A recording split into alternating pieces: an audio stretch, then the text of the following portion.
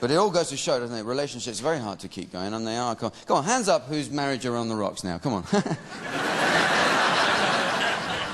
Isn't it hard to keep it? You know, I hate the bit at the beginning of a relationship where you have to meet the parents and the family and stuff like that. Especially when you're a teenager, that's particularly kind of hard, I find. I had a girlfriend when I was about 17 called Louise. We've been going out with each other for, 9 days. And she goes, my parents really want to meet you. I said, do they? Oh, fuck. But to go around as a kind of getting to know you session, we all have to sit down and play Scrabble together, right? The mother, the grandfather, the grandmother, and the father, we're all sitting around playing Scrabble, and I get all the duff letters. I can't go, see, I can't do anything with it, you know? And I'm going, I don't know.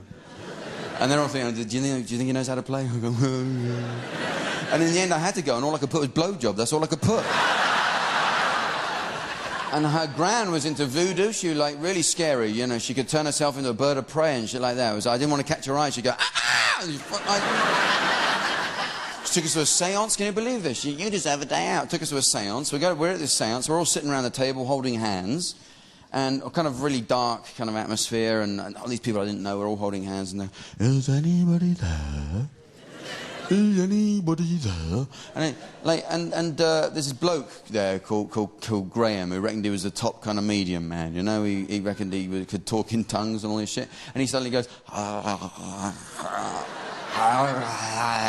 they go, who is it? He goes, it's Uncle Kevin. And, you know, his best other person voice he could do, right? This is a beside the point thing, but I'm going to say now. If you get asked to a seance, don't eat sprouts for a week or anything like that. I swear to God, one fart, the whole show's over. It is hard enough to keep a straight face at a seance when you're in a room with people you don't know, they're all holding hands, and they go, is anybody there? Some bastard goes, you know, it's over. You know, for me it was over, you know what I mean? And I start giggling like this, and of course you want your hands back when you're giggling, don't you? And they kept holding tighter and tighter, right? And I just lost it big time. I was going, and they go, oh, someone's come to Jack. I go,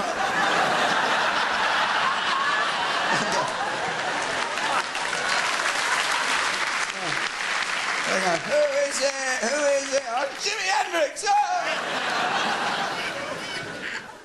I swear to God. Do you know, I always assumed there'd be a point in my life when I would stop laughing at farts. Doesn't happen. I always thought, you know, you'll be 22 or something, someone tell you a fart joke, and you say, oh, grow up, come on, don't you read anymore or something? Yeah, but I mean, when I was 8, you could think of nothing funny. And we had a teacher, this is such a gift, he had a teacher who'd fart when he told you off. He got all upset, and he'd get emotional, and he'd start farting, right? Because we'd annoy him on purpose, just because it was so funny to watch it happen. You know? It was unbelievable that every time, I'm sick and tired of it happens one more time, and a whole lot of you can... The whole class suddenly have to get something out of their desk. Oh, Jesus Christ! Oh, God, the agony of it, And I haven't grown up, I'm 35 years old. Yeah? I was at a funeral 4 months ago. And there was a quiet moment during the service on, you know, reflection and all this. And I was kind of flicking through the hymn book and stuff like that. And I heard this awful kind of noise. It was one that you think has ended and then it starts up again. It had a bloody life of its own, this. In the end, I had to look round. I thought it came from the coffin. That's what got me going, first of all. And of course, I start kind of, you know, I'm rocking in the aisle with laughter. Jesus Christ, people are squeezing my shoulder. You'll be all right, mate. Jack's taking it very hard. I'll stay with him. I thought, I won't teach my children that farts are funny. That would be a wrong thing to do. It's not fair. I'll wait and see. If it's a natural thing that they laugh at it, fair enough, but I am not going to teach them, indoctrinate them with my own moronic sense of humour. I'll wait and see if it's a sure enough, 2 years old, in the bath, laughing like they'd invented it, for Christ's sake. You know what my conclusion is? My conclusion is that we are meant to laugh at them. I think we should. I think it's right that we laugh. I think it's like God's way of cheering us along, in actual fact. I think it's God's way of saying to us all, look, life is hard, it's tough, it's bad sometimes, but I've done this for you, right? It's my joke, don't ever try and top it. It's the best. You've each got an arse, it makes wonderful noises. Please, enjoy. And I think you should. I think you should laugh and enjoy it, and it's good. It's good exercise anyway. Let's face it. It is. You fart in bed. It's like a workout, isn't it? Sorry. You ever do the wave machine thing with your duvet? Oh. See, that's when you're in a relationship that you realise what a pillow is for. It's not for your head at all, it's for your face. Oh, you fucking pig. Oh. So I'm liberated. I feel so much better because I can talk about it. I think we should. I have different ways of farting as well. I have farting techniques. I could write. I have a shopping fart that I do. I'll tell you about this. You'll learn something. Now listen. We were, I have a like department store fart that you do because in a department store it's a sealed environment, very dangerous place to let one off because you could just be there's no air movement, so you get trapped with it and you walk around and someone will be going, yeah, there, him, there, it was him, that one. The one with the blue haze around him. There's him. There. Dirty man. Dirty. You could be picked up in the video surveillance, whatever. Jesus Christ. Before you know it, you're on Crime Watch. What do you think? It was this man. So, you don't want that. You want to be able to let one go and walk away from it. This is what you must do. The technique, you need to look at the stationery over here, okay? But you want to download first because you're uncomfortable. Go and this is the thing. You go and look at something you've no interest in at all and pick it up, look at it, and discreetly, obviously, what I would call an air brake number. You just, Waste no time, friends. Put it down and walk away. Let some other bastard walk into it, Oh, Jesus Christ!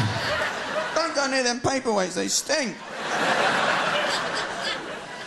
And it works every time. Don't do it in the winter because you've got a coat on, it follows you around underneath it. You can forget it's there, you unbutton your coat, an hour later someone's got a lighted cigarette, you're gone. You're a dead man. But that's what I think, I'd be honest with you, I think that is a sign of a healthy relationship, I do. Two people in bed, one of them laughing their socks off. The other one going, fucking hell, I can't breathe. Of course you can, get under there, you love it. No! Yes.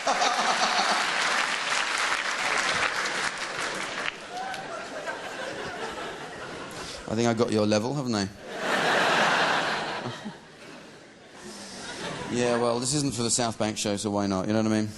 Listen, I don't get much heckling in this theatre because it's kind of a nice, polite atmosphere, which is just as well, probably.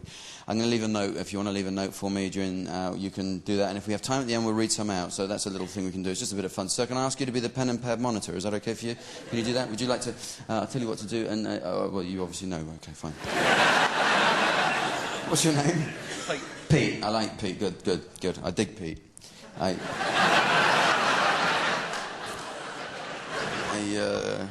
No, Pete knows what to do. He doesn't need any telling. He's one of these people. He's just confident, you know what I mean? It'd be his first day at work in a factory. What's your name? Pete. Oh, I'll show you how to work this heavy machinery. No, it's all right, I already know. Oh, my fucking arm!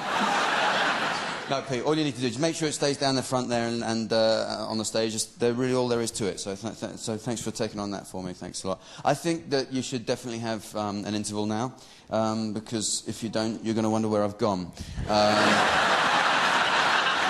I'll see you again in 20 minutes. Thanks for the first time.